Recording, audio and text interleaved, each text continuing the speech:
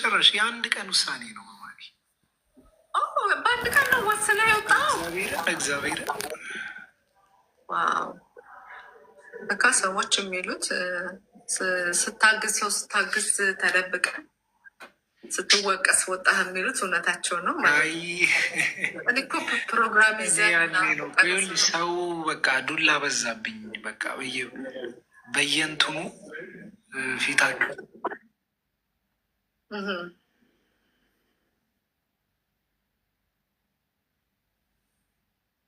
ተመለስኩኝ። በማለት ተቋርጠ ነበር። ስልክ ገብቶ ነው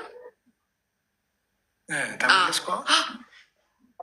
ፊትህን የማታሳየው የሆነ ነገር ስላለ ነው ብለው ያስባሉ። ገባሽ? እና እኔ ደግሞ ፊቴን ባለማሳየት ያጣሁት ነገር ነው ያለው። ታውቂዋለሽ፣ ስንት ነገር አጠሽ እኮ። እና እኔ ነኝ ምንም ከጀርባ የተደበቀ ነገር የለም። ይሄ ነው መልክተኛው የሚለውን ነገር ይዞ ለመምጣት እና ሰውም ደስ ይበለው እስኪ በሚለው ነው ያንን ውሳኔ ወሰንኩት እንጂ ጭራሽ አንድም ቀን ነው የምልሽ። ጓደኞቼ አሁን በጣም ነው የሚገርማቸው።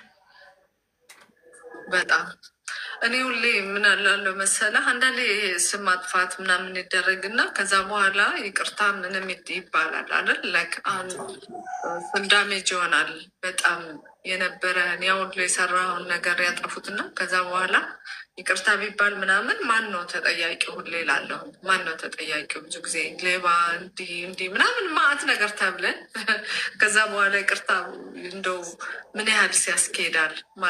እውነት ምን ተሰማህ ግን አሁን ስለዛ ጉዳይ ራሱ?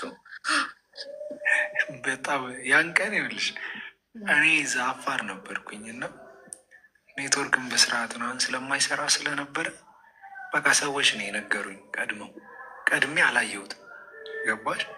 ከዛ ሲነግሩኝ ገብቼ በተቆራረጠ ነገር ነው እንትን ያልኩት እና ብቻ ልብ ይሰብራ። በቃ ያስደነግጣል ያየሁት ነገር ምናምን እና ስድብ ነው ደግሞ አብዛኛው ኢንቦክሱን ያደርጉልኛል።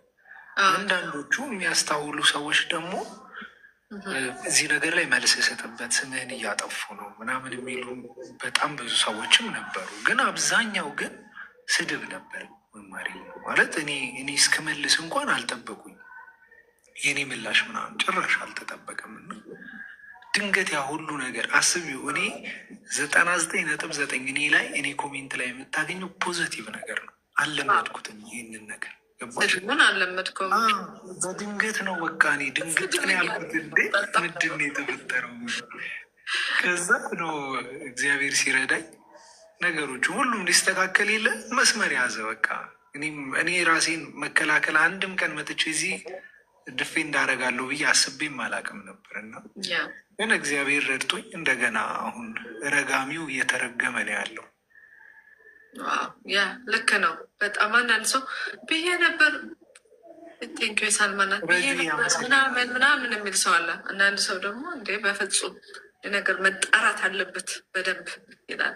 እና አንዳንዴ ምልክ ሰውንም አንፈርድበት። የተሳሳተ ኢንፎርሜሽን እየሰጡ የሚያሳስቷቸው አሉ። ሰውም እንደዛ ለማለት አይፈረድበትም። ግን ያው ነፃ ሲወጣ ደግሞ ደስ ይላል። ብዙ ጊዜ እኔ መልስ አልመልስ ምናምን እላለሁ። አንተን ብለህ ታውቃለህ? እንደዚህ ሶሻል ሚዲያ ላይ ሲወጣ የሆነ ነገር መልስ መመለስ እንደዛ ነበር እኮ። ግን ደግሞ አሁን አንዳንድ ነገሮች ደግሞ መልስ የሚፈልጉ አሉ። አሁን የባለፈውን ዝም ብል በቃ መኝ ሌባ ነው ተብዬ ነበር ምቀረው። ገባሽ? ሰው በቃ አክሴፕት አድርጎታል። የሰማውን ነገር አክሴፕት አድርጓል። እና በዛ ላይ ደግሞ ይኸውልሽ አሁን መልስ የምትመልሽው እኮ ቀድሞውንም ለአንቺ ተዘጋጅቶልሽ ለነበረ ሰው ሳይሆን ሁሌ ከጀርባዬ ሲረዱ ያሉ ሰዎች አሉ። እነዛ ከእነሱ ላይ እምነት ማጣት ትንሽ ይከብዳል። ገባሽ? ለእነሱ ስትይ ለእነዛ ልበ መልካሞች ሰዎች ስትይ ግዴታ እንደዚህ ነው ብለሽ እውነትሽን ማስረዳት ግድ ይላል። ልክ ነው በደንብ እንጂ እውነታንማ ማሳየት፣ በተለይ እንደዚህ አይነት ውንጀላ ሲመጣ እውነታን ማሳየት ትልቅ ነገር ነው ብዬ አስባለሁ። ያው በጅምላም ስለ ስድቡ ስላለ ማለት ነው። ከባላደሩ ጋር ታወራላችሁ? ዴቭ እሱ ያኔ እዛ ጋር ተገናኘን። ያን ቀን ኢንተርቪው አልሰጠንም፣ አውርተን ያው ዞሮ የወሰነው ነገር ስለሆነ እኔ አሁን ያንን ነገር ለማስቀየር ምናምን ቤተሰብ ምናምን እኮ ነው የሚከብደው። ገባሽ? አንቺ ስትሰደቢ አንቺ ብቻ አይደለሽም። እኔ አሁን የእኔ ብቻ አይደለሁ። በዙሪያ ጓደኞች አሉ፣ ቤተሰቦች አሉ።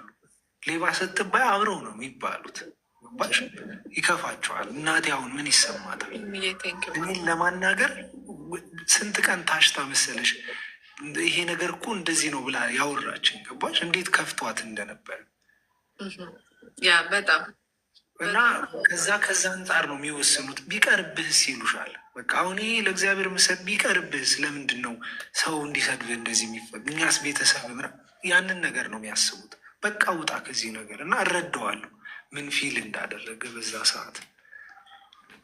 ዞሮ ዞሮ እዚህ ስለማትመጡ ነው እንጂ እናንተ ብዙ አሁን ላይ ምናምን የምትገቡ ምናምን ቢሆን እንደዚህ አይነት ነገሮችን በሰፊው ታገኙት ነበረ እና እናንተ በእርግጥ ፊታችሁን አለማሳየታችሁ በአንድ በኩል ብዙ ይሄ ስድቡን እንትን ነገር እንትን ብሎላቸዋል። ግን አንዳንዴ ምን አለ መሰለው ሁለት ሰው አንዳንድ የተደረገለትን አያይም እና የሆነ በሆነች ሚስቴክ ይህ ሰው እኮ ሊስተካከል ይችላል፣ ጥፋትም ቢኖር ሊስተካከል ይችላል፣ እንደዚህ ቢደረግ ምናምን ብሎ አያስብም። ወደ ጭፍጭፍ ነው የሚያደርገው። ለዛ ይመስለኛል እሱም እንደዚህ አይነት ውሳኔ ላይ የደረሰው። ዞሮ ዞሮ አሁን ተፈቷል። እኔ አሁን ሁሌ የምምለው በቃ እኛ ጋር ትንሽ የማስተዋል ችግር ነው ያለው። ገባሽ? ሚዛናዊ ለመሆን መሞከር፣ በተለይ ከሁለት ወገን ነገሮችን ሰምቶ ከዛ በኋላ የሆነ ብይን መስጠት። የራስሽን ፍርድ ታስቀምጫለሽ። ደግሞ ባንፈርድስ ምን ይዘናል? ባንፈርድስ በቃ የኛ ህይወት ስንት እኮ ቤታችን መሽሮ ተፈጨ በስርዓት ስንት ጓዳ ጎድጓዳ አለን እኮ በህይወታችን። ገባሽ? እዛ ላይ ትኩረት ብናደርግ። ይህ ሶሻል ሚዲያ አመኑ የሆነ ጊዜ የሚያልፍ ነው። የሆነ ጊዜ ትረሱ። አሁን እሺ የእኛ ጉዳይ ያን ያህል ጮሆ ምናምን አሁን ተረሳ። በቃ ሁሉም ረስቶታል። ደግሞ ግን ሚዛናዊ መሆን ደግሞ ጥሩ ነው። ምንድነው መሰለህ ሁለቱም ወገን አሁን እንዲህ አይነት ትችቶች አይምጡ አይደለም ይምጡ። የተበደለ ሰው ካለ ቢመጣም ምን ችግር የለውም። ግን ደግሞ ሁሉም ባለበት ተበዳዩም በዳዩም ባለበት ፍርድ ቢሰጡ በተለይ ሶሻል እንደዚህ ሚዲያ ያላቸው ሰዎች ጥሩ ነው ብዬ ነው የማስበው። ምንም ከአንተ ኢንፎርሜሽን ሳይኖር ምንም ነገር ሳይታወቅ ዝም ብሎ ይመጣና ይሰጣል።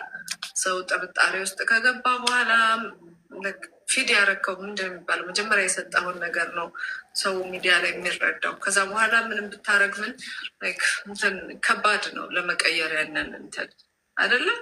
ያ በጣም ብቻ እግዚአብሔር ይመስገን አሁን ተፈቷል። መማሪ ተፈቷል። ያ በዛ አንዳንዴ ጥሩ ለበጎ ነገር ነው። ሰው በደንብ አየ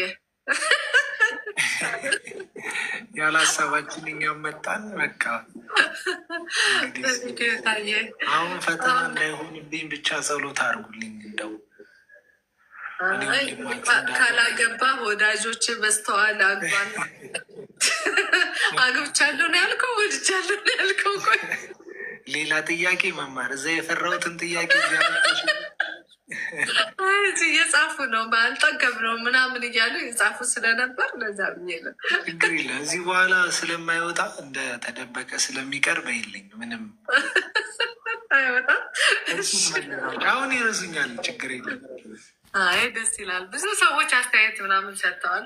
ደስ የሚል አስተያየት ነው እና በጣም ሰው እግዚአብሔር ይመስገን በቃ በጥሩ ነገር ነው የተቀበለው ምናምን እና ደነገጥኩኝ። እንደዛ ይሆናል ብዬ ታውቂላ። አሁን አማርኛሽ የምትመነዘርበት ጊዜ ናት። የሆነች ስህተት በቃ ሰው በራሱ መንገድ ነው ሁሉን ነገር የሚያየው እና የምርም ጸሎት አድርጌ ነበር የሄድኩት ምናምን እግዚአብሔር ረዳኝ። ሰው ደግሞ እንደዛ በደንብ ተቀብሎት ምናምን ሳይ ጭራሽ እኔ አላውቅም። አንዳንዴ እንደዚህ ትሁት ነው ምናምን እንዲ የኔ ባህሪ ነው እንዲህ ነገር እስክል ድረስ በቃ ሰው ጋር እግዚአብሔር ነው የረዳኝ የምር በጣም ሀምብል ነህ እኮ ነገሩ። ከድምፅህ ማወቅ ይቻላል። አሁን ለምሳሌ መልክተኛው ነኝ ምናምን ብለህ ስትናገር ራሱ ይከል ድምፅህ ማወቅ ይቻላል። በጣም ሀምብል የሚባል ትሁት ነው የሚባለው በአማርኛው ትሁት ከሚባለው በአካል ደግሞ ሞራቲንግ ሰው እሱ ነው የገዛው ሰው በጣም የወደደው ነገር ነው እና እሱን ነገር በርታበት ጠንክርበት። አይደል ሰው የሰውን ፍቅር ተቀበለው ማለት ነው። ሀምብልነትን፣ መልካም መሆንን፣ ይሄ ስርዓት የሚባለውን ከኛ ማህበረሰብ ደግሞ አሁን በተለይ በወጣቱ ያጣነውን ነው። ካንተ ያየ ነው እና በጣም ደስ ይል ነበረ። እግዚአብሔር ያክብርልኝ መማሪ። መጨረሻዬን ያሳምረው ነው የሚባለው። አዎ ያሳምረዋል። ጅምሩ ጥሩ ከሆነ